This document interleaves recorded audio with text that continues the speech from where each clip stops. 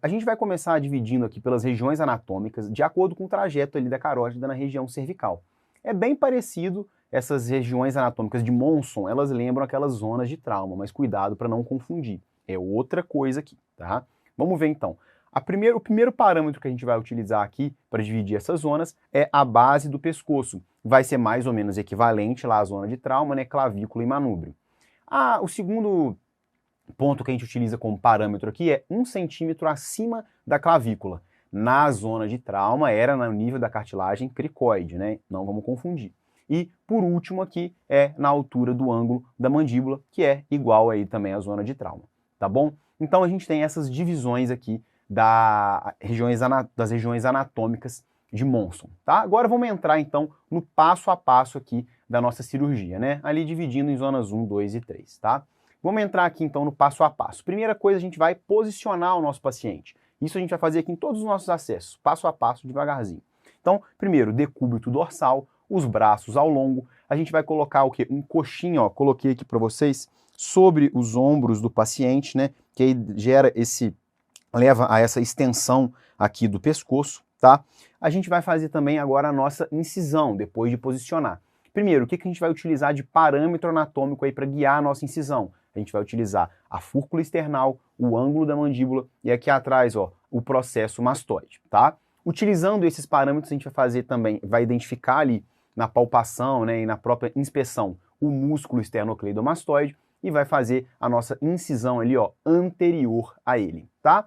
Feita a nossa incisão, passou ali pele subcutâneo, a primeira estrutura que a gente vai encontrar ali é o platisma, né, um músculo, tá? Ele é bem fininho ali, fácil da gente já fazer ali a sua dissecção com o próprio bisturi elétrico, né, o eletrocautério, e aí, abrindo ali o platisma, a gente vai chegar no esternocleidomastoide, tá? Chegou no esternocleidomastoide, a gente vai anterior a ele ali, fazer a nossa dissecção, tá? E aí, o que a gente vai encontrar nessa dissecção, pessoal? Primeira coisa que a gente precisa saber, já falei na aula de anatomia, a gente vai ter que fazer a ligadura tática da veia facial, ou tronco tireolínguo-facial. Coloquei em rosa aqui para vocês em destaque, tá?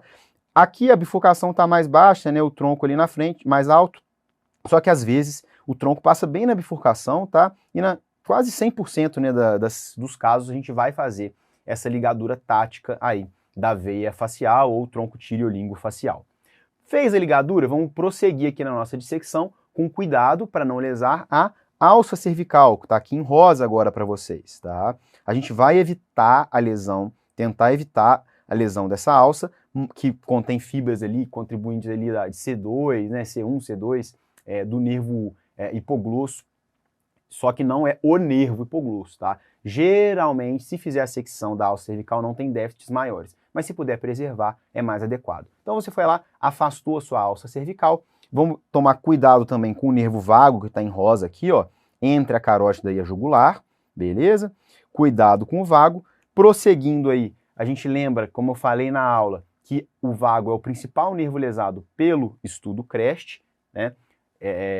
Lembra que tem aquela diferença, né, entre o CREST e o NASCET, né, pessoal?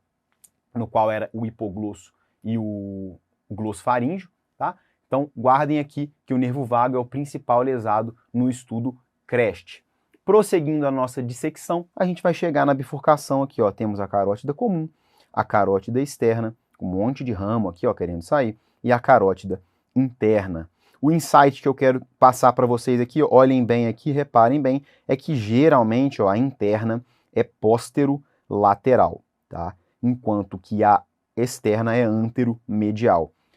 Melhor ainda para diferenciar é com relação aos ramos, né? A carótida interna não tem ramos no pescoço. Mais um detalhe, mais um nervo para a gente se atentar é o nervo hipoglosso. Ele cruza aqui, ó, anteriormente, tá?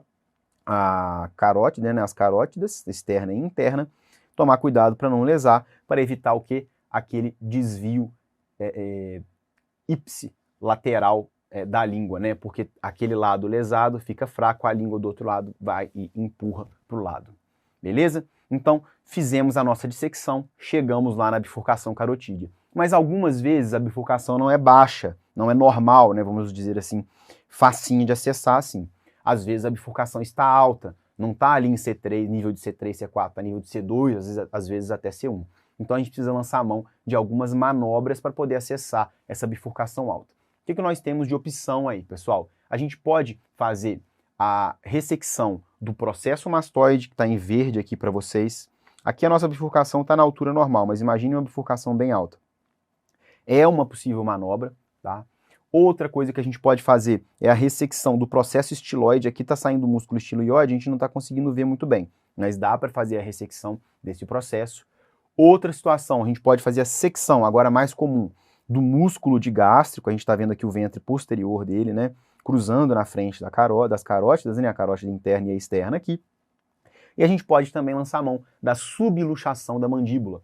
Isso daí é uma manobra que você já tem que estar... Se você já prevê essa dificuldade, você já tem que fazer o preparo na própria anestesia, porque o anestesista vai fazer uma intubação nasotraqueal para você ele conseguir fazer essa subluxação. Não é uma manobra simples, mas pode sim ser feita. E também podemos lançar a mão aqui do acesso retrojugular, bem menos comum aí. Mas todas essas manobras podem ser utilizadas em caso de bifurcação carotídea alta. Fechou aqui então as manobras? Vamos agora partir para o acesso à subclávia, pessoal. A subclávia, a gente tem várias formas de acessá-la, supra, infra, transclavicular, vai depender se a gente quer a esquerda, a direita, a gente vai ver isso com calma. Mas vamos primeiro entender como que a gente faz o acesso. O primeiro deles que a gente vai fazer aqui é o acesso supraclavicular. Vamos posicionar o nosso paciente. Decúbito dorsal, vai virar a cabeça contralateral à subclávia que você quer acessar e vai colocar um coxim interescapular.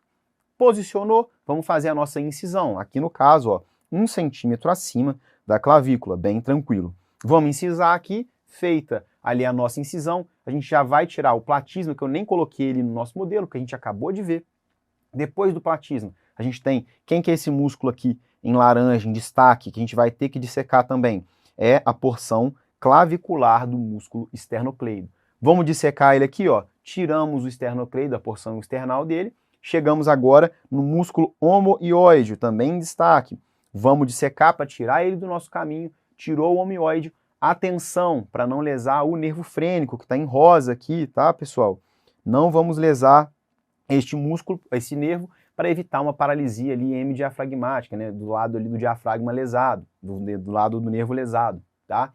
E a gente tem também outro músculo em destaque aqui, que é o escaleno anterior. Então a gente tirou o platisma, porção external do esternocleido, omoioide e o escaleno anterior, olha quem está aqui embaixo, a artéria subclave. Então é assim que a gente faz um acesso supra desse vaso, é supraclavicular. Tá bom, pessoal? Agora a gente vai para outra porção da subclávia, né? A gente vai acessar também através da toracotomia anterolateral esquerda, geralmente em porções mais proximais da subclávia esquerda.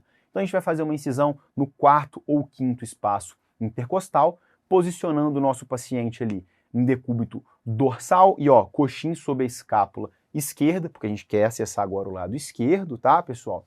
Vamos fazer aqui a nossa incisão no 4º ou 5º espaço intercostal, geralmente ali inframamilar. Feita a nossa incisão, a gente vai encontrar quem agora? Os músculos peitorais maior e menor. Vamos retirar também, vamos dissecar estes músculos, tá? Feita a dissecção, pode ser necessária a dissecção dos intercostais.